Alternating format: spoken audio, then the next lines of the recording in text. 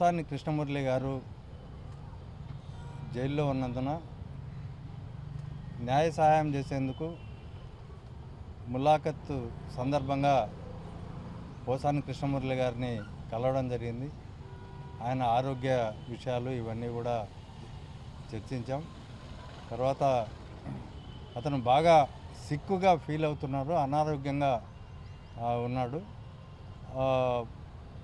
ముఖ్యంగా ఈ కేసులో పోసాని కృష్ణమురళి గారి కేసులో చాలా దారుణంగా ఈ రాష్ట్ర ప్రభుత్వం వ్యవహరిస్తుంది అనే దానికి అనేక ఉదాహరణలు ఉన్నాయి. ముఖ్యంగా ఎప్పుడో 2016లో నంది అవార్డుల సందర్భంగా ఆ కమిటీలో ఒకే సామాజిక వర్గానికి సంబంధించిన వాళ్ళు ఎక్కువ మంది ఉన్నారు కాబట్టి ఆ నంది అవార్డుల కమిటీలో ఇచ్చిన తీర్పుకు నేను కట్టుబడను, తర్వాత అది మంచిది కాదని చెప్పినందుకు 2025లో కేసు పెట్టారు. 2016లో జరిగితే ఇన్సిడెంటు 2025లో కోడూరులో, అది కడప జిల్లాలో అంత సుదూర ప్రాంతంలో కేసు పెట్టి అతన్ని సుదూర ప్రాంతం అక్కడ నుంచి మళ్ళీ పీటీ వారెంట్ల పైన రోజుకు 1000 కిలోమీటర్లు, 800 కిలోమీటర్లు, 1200 కిలోమీటర్లు ఇట్లా తిప్పి ఆయన శారీరకంగా మానసికంగా హింసించాలని చెప్పి ఈ రాష్ట్ర ప్రభుత్వం చాలా దుర్మార్గంగా వ్యవహరించింది. ఎందుకంటే చంద్రబాబు నాయుడు గారు స్కిల్ డెవలప్మెంట్ స్కామ్లో జైల్లో ఉన్నప్పుడు ఆ 52 డేస్ ఎంత ఈ పేపర్లు కానీ, ఎల్లో మీడియా కానీ, లేకపోతే మిగతా వాళ్ళు కానీ, వాళ్ళ పార్టీ వాళ్ళు కానీ ఇంత నానా ఇది చేశారో, మనకు యాగి చేశారో మనకు అర్థమవుతుంది. ఆ రోజు అనేక సర్టిఫికెట్లు, అనేక వ్యాధులు, తర్వాత దోమల బారి ఇట్లాంటివన్నీ ఉన్నాయని చెప్పి ఆ రోజు చెప్పి, అంటే ప్రాణం అంటే తెలుగుదేశం వల్లదే, మిగతా వాళ్ళవేమీ ప్రాణాలు కాదు.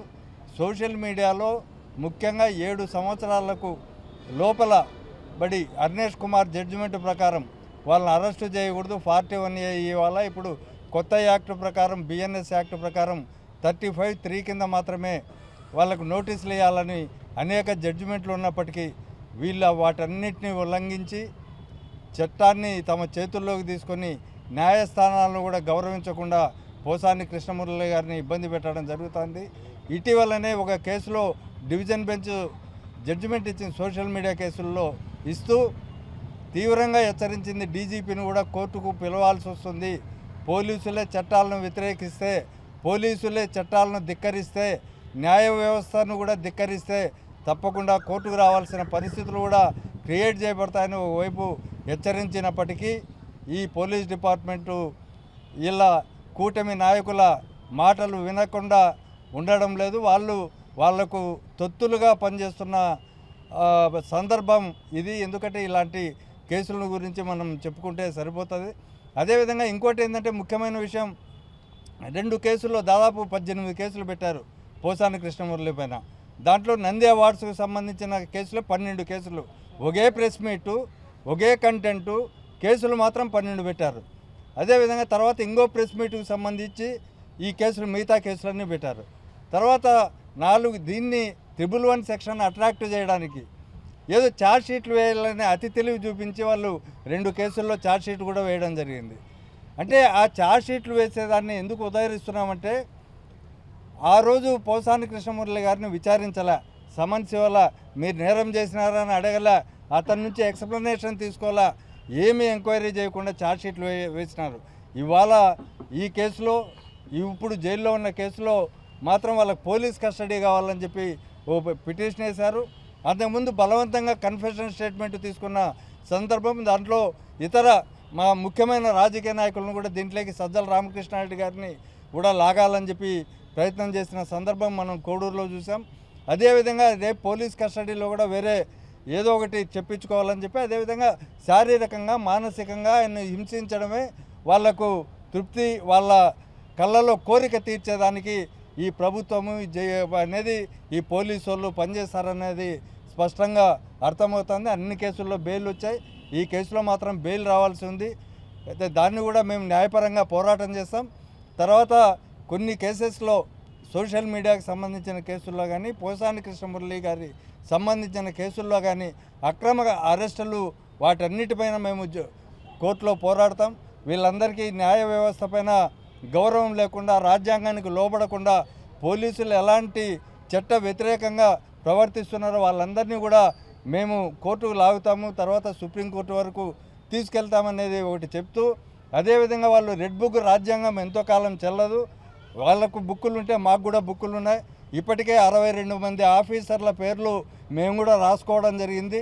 ఏ ఆఫీసర్లు అంటే చట్ట వ్యతిరేకంగా ఎవరైతే అక్రమ అరెస్టులు చేశారో, తర్వాత నిర్బంధించి చిత్రహింసలు పెట్టి కోర్టులకు ప్రొడ్యూస్ చేయకుండా ఎక్కడెక్కడ వేధించారో వాళ్ళందరి పేర్లు కూడా మా బుక్కుల్లో కూడా రాసుకోవడం జరిగింది. అట్లాంటి వాళ్ళు ఇప్పటికే 62 మంది ఉన్నారు. కాబట్టి వాళ్ళు కూడా ప్రభుత్వం ఎల్లకాలం ఉండదు, ప్రభుత్వాలు మారుతుంటాయి. వ్యవస్థలు అనేది ముఖ్యము. ఆ వ్యవస్థలను కాపాడాల్సిన బాధ్యత ప్రభుత్వాలపైన ఉంది. ఇదే ఈరోజు మీరు చేసిన పని మళ్ళీ ప్రభుత్వంలోకి వచ్చిన తర్వాత వైఎస్ఆర్సీపీ క్యాడర్ కూడా అట్లాంటి పరిస్థితుల్లోకే నెట్టబడుతుందేమని మేము బాధపడుతున్నాం.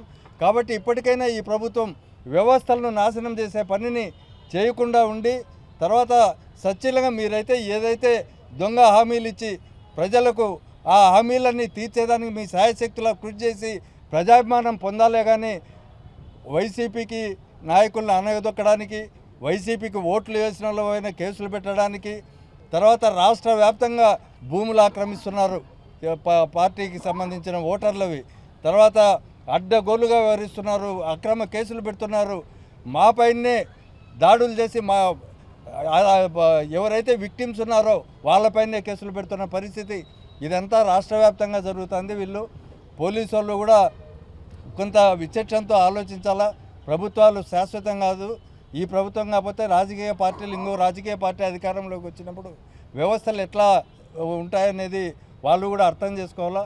కాబట్టి ఈ సందర్భంగా మేము ఈ రాష్ట్ర ప్రభుత్వానికి, తర్వాత అదేవిధంగా పోలీస్ డిపార్ట్మెంటుకు హెచ్చరిక చేయదలుచుకున్నది అంటే, మీరు చట్టాలకు లోబడి, న్యాయ వ్యవస్థకు లోబడి, రాజ్యాంగానికి లోబడి ఏదైనా తప్పు చేసింటే దాని ప్రకారం మీరు వ్యవహరించండి.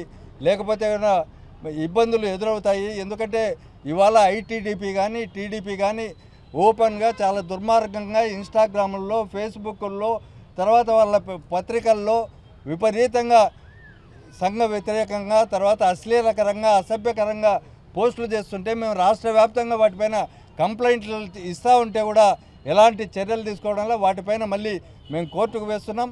ఆ కేసులన్నీ కూడా తెలుగుదేశం పార్టీ వాళ్ళు ఎవరై బాధ్యులైతే వాళ్ళను కోర్టులో ప్రైవేట్ కంప్లైంట్లు వేసైనా కానీ శిక్షించే వరకు మేము వాళ్ళందరినీ వదిలిపెట్టమని చెప్పి ఈ సందర్భంగా తెలియజేస్తూ, ప్రభుత్వం మంచి పాలన అందించాలని చెప్పి, ఇచ్చిన హామీలన్నీ నెరవేర్చాలని చెప్పి, వ్యవస్థలను నాశనం చేయొద్దని విజ్ఞప్తి చేస్తూ ముగిస్తున్నాం. దీనికి వీళ్ళు పోలీసులు ఆర్గనైజ్డ్గా క్రైమ్ నడిపిస్తూ ఉన్నారు. ఇది ప్రధానంగా గమనించాల్సిన అవసరం. ఎఫ్ఐఆర్ ఇస్తే కంప్లైంట్ కాపీ ఇవ్వడంలే, కంప్లైంట్ కాపీ ఇస్తే రిమైండ్ రిపోర్ట్ ఇవ్వడంలే ముద్దాయిలు, తర్వాత ముద్దాయిలకు వాళ్ళ బంధువులకు కూడా తెలియజెప్పడంలే. మొదటి కేసులో అరెస్ట్ చేసిన తర్వాత అతన్ని ఏ అర్ధరాత్రి ఎక్కడో సుదూరమైన ప్రాంతంలో ఉండే మేజిస్ట్రేట్ దగ్గర ఇస్తున్నారు. ఇతని కాపీలు కూడా సర్వ్ చేయడంలే. తర్వాత మేము సర్టిఫైడ్ కాపీస్ వేస్తే ఆ సర్టిఫైడ్ కాపీస్ వచ్చేది కూడా లేట్ అవుతూ ఉంది. కాబట్టి ఇదంతా ఆర్గనైజ్డ్గా పోలీసు వాళ్ళు, మేము రిట్ కూడా వేసాం, అప్లోడ్ చేయండి వెంటనే మీరు అని చెప్పి కోర్టు జడ్జిమెంట్ ఇచ్చినప్పటికీ వాళ్ళు తప్పుడు పద్ధతిలో ఎఫ్ఐఆర్లు మాత్రం అప్లోడ్ చేస్తున్నారు, కంప్లైంట్లు ఇవ్వడంలే. తర్వాత సిఐడి కేసు అనేది దీంట్లో చెప్తాం. మొట్టమొదట రిమాండ్ చేసినప్పుడు ఎక్కడ కడప జిల్లాలో అరెస్ట్ చేసిన సందర్భంగా ఇతను ఎన్ని కేసుల్లో ఉన్నాడని చెప్పి ఒక ఇది రాశారు. ఆ కేసులకు మించి ఉన్నాయి. సిఐడి వాళ్ళ కేసు నిన్న రీసెంట్గా వాళ్ళు ఎక్కడ బయటికి కూడా పొక్కనీయకుండా తర్వాత ఇప్పుడు పెట్టి ఏదైనా మేనేజ్ చేశారేమో అని మాకు అనుమానాలు వస్తున్నాయి. ఎందుకంటే అన్నింటిలో బెయిల్ వచ్చిన తర్వాత ఈ కేసు పెట్టినారేమో అనే ఇది కూడా. ఎందుకంటే వాళ్ళు ఎఫ్ఐఆర్లో మేము ఎక్కడ కంప్యూటర్లో వెతికినా కానీ అప్లోడ్ చేయలేదు. ఇది సిఐడి వాళ్ళకి ఏమైనా ప్రత్యేకమైన ప్రొవిజన్స్ ఉన్నాయేమో మాకేమో అర్థం కాలే. ఇది ఉద్దేశపూర్వకంగా పోసాని కృష్ణమురళి గారిని, అదేవిధంగా పార్టీకి సంబంధించిన సోషల్ మీడియా కార్యకర్తలను వేధించడానికి చాలా ఆర్గనైజ్డ్గా పోలీసులు చేస్తున్నటువంటి క్రైమ్ అని ఈ సందర్భంగా నేను తెలియజేస్తాను. మరిన్ని వీడియోస్ కోసం ఛానల్ ని సబ్స్క్రైబ్ చేయండి. లేటెస్ట్ అప్డేట్స్ కోసం వాట్సాప్ ఛానల్ ని ఫాలో అవ్వండి. ఆ లింక్ డిస్క్రిప్షన్ లో ఉంది.